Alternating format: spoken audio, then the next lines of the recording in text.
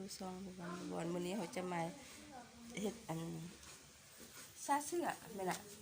สวยเนาะเตรียมไปบัดเอามีตับมีซีนัวโดยเลี้ยงที่มือดียิ้มเลยแม่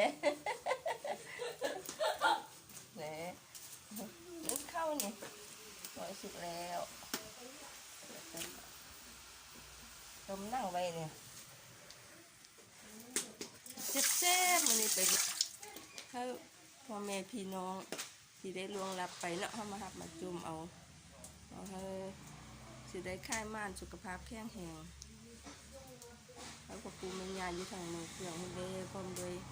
ญาติพี่น้องที่ได้ล่วงลับไปให้มาหับมาจุ่มเอาเด้อเนี่ยกระทั่งพอดองไม่ดองทางบ้านปลาข้ามที่เป็นได้ล่วงลับไปเนาะให้มาหับมาจุ่มเอาสมหักษาลูกหลาน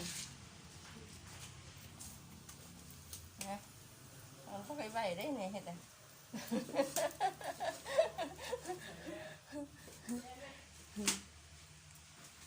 สำหรับคลิปนี้ก็สำนี้ก่อนเนาะช่วยกดไลค์กดแชร์กดติดตามให้เด้อเพื่อเป็นกำลังใจในคลิปต่อไปขอบใจ